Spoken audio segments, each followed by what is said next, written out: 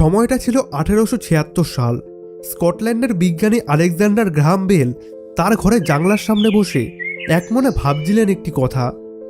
যদি এমন কোনো যন্ত্র থাকতো যার মাধ্যমে আমি এখানে বসে অন্য দেশে থাকা আমার বন্ধুর সাথে কথা বলতে পারতাম। তখনকার সময়ে মানুষের কাছে বার্তা পাঠানোর জন্য পায়রার ব্যবহার করা হতো।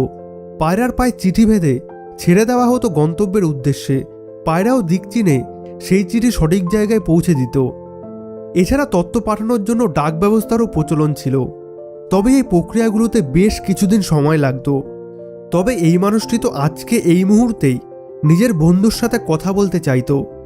তখনই তার মাথায় আসে, যদি এমন কোনো যন্ত্র আবিষ্কার করা যায় যার মাধ্যমে পৃথিবীর যে কোনো জায়গা থেকে আরেক জায়গার মানুষের সাথে খুব সহজেই কথা বলা যায়, তাহলে মানুষের জীবন কতটা সহজ হবে।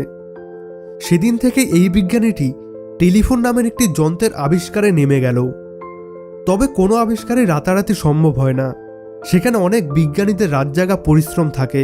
আলেকজান্ডার গ্রাহাম বেল তার ল্যাবে বিভিন্ন বই খুলে দেখতে থাকে এর আগে কেউ এমন যন্ত্র বানানোর চেষ্টা করেছিল কিনা। তিনি দেখেন এর আগে আরও কয়েকজন বিজ্ঞানী এমন যন্ত্র বানানোর চেষ্টা করেছিল যেখানে বৈদ্যুতিক তরঙ্গের মাধ্যমে বার্তা পাঠানো সম্ভব। ইংল্যান্ডের বিজ্ঞানী রবার্ট হুক সর্বপ্রথম এই কাজটি করেন। তিনি একটি তারের দুই দিকে দুটি ধাতব রিসিভার লাগান। এবার যদি কেউ এই যন্ত্রটির একদিকে কথা বলতো, তাহলে শব্দ তরঙ্গ তারের মাধ্যমে অন্য ব্যক্তিটির কাছে এসে পৌঁছত এবং ব্যক্তিটি তার কথা শুনতে পেতেন। যন্ত্রটি তেমন একটা ব্যবহারযোগ্য না হলেও এটিই ছিল বিশ্বের প্রথম টেলিফোন। এরপর একজন জার্মান বিজ্ঞানী জোহান ফিলিপ রাইস 1861 সালে সর্বপ্রথম বৈদ্যুতিক তরঙ্গের মাধ্যমে শব্দ পাঠাতে সফল হন। তিনি এই যন্ত্রটির নাম রাখেন টেলিফোন। তবে এই যন্ত্রে অনেক সমস্যা ছিল। যন্ত্রে পাঠানো শব্দ খুবই অস্পষ্ট ছিল, আর এটিতে একদিক থেকেই শব্দ পাঠানো যেত। তাই এই যন্ত্রটি মানুষ তেমন একটা পছন্দ করেনি।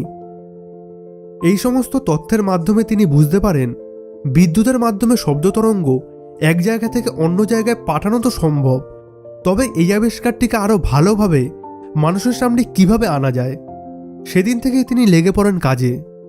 তবে এই কাজটি করার জন্য তিনি আরেকজন মানুষের সাহায্য নেন, যার নাম ছিল থমাস ওয়াটসন।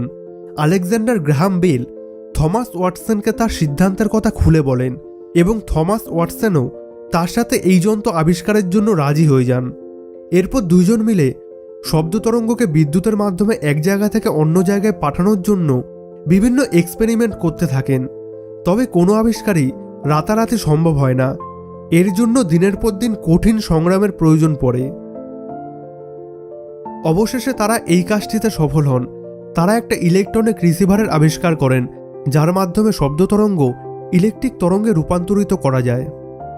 এই আবিষ্কারের মাধ্যমে পৃথিবীর যে কোনো জায়গা থেকে এক মুহূর্তেই বার্তা পাঠানো সম্ভব, কারণ বিদ্যুতের গতিবেগ শব্দের গতিবেগের থেকে অনেক বেশি।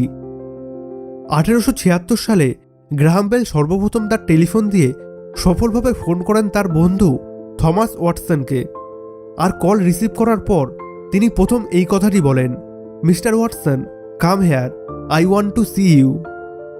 1876 সালে মার্চ মাসের 7 তারিখে আলেকজান্ডার গ্রাহাম বেল তার নিজের বানানো আবিষ্কার পেটেন্ট করায়। আবিষ্কার তো সম্ভব হলো, এবার এই আবিষ্কার পুরো জগতের কাছে পৌঁছে দিতে হবে। তো এর জন্য তিনি AT&T নামের একটি কোম্পানি খোলেন। তিনি জায়গায় জায়গায় টেলিফোন এক্সচেঞ্জ কোম্পানি খোলেন। মানুষ তার আবিষ্কার আস্তে আস্তে পছন্দ করতে থাকে, কারণ আগের আবিষ্কৃত টেলিফোনের থেকে গ্রাহাম বেলের আবিষ্কৃত টেলিফোনের কথা আরও স্পষ্ট আর পরিষ্কার শোনাতো। আস্তে আস্তে এই আবিষ্কার মানুষের মধ্যে ছড়িয়ে পড়তে থাকে। তবে এর কিছুদিন পর একজন আমেরিকান বিজ্ঞানী গ্রাহাম বেলের কোম্পানির উপর কেস করে দেয়। তিনি বলে টেলিফোন আসলে তিনি আবিষ্কার করেছিল, আর গ্রাহাম বেল এই আবিষ্কার চুরি করেছে। তবে ইতিমধ্যে গ্রাহাম বেলের আবিষ্কৃত টেলিফোন সারা বিশ্বে ব্যাপকভাবে সাড়া ফেলেছিল। আর যেহেতু গ্রাহাম বেল এই আবিষ্কার আগে পেটেন্ট করায়, তাই সুপ্রিম কোর্ট গ্রাহাম বেলের পক্ষেই রায় দেয়।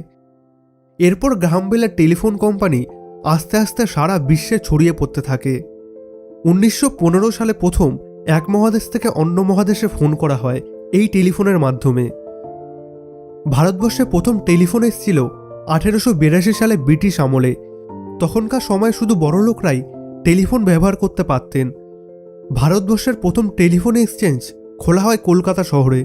ওরিয়েন্টাল টেলিফোন কোম্পানি লিমিটেড এই টেলিফোন এক্সচেঞ্জ কোম্পানিটি সেট আপ করেন এবং তখনকার সময়ে মাত্র 92 জন লোক এই কোম্পানির মেম্বার ছিল। মানে 1882 সালে কলকাতায় মাত্র 92 জন লোক টেলিফোনের ব্যবহার করত। টেলিফোন আবিষ্কারের ইতিহাসের কথা আপনাদের কেমন লাগলো আমাদের কমেন্ট করে জানান।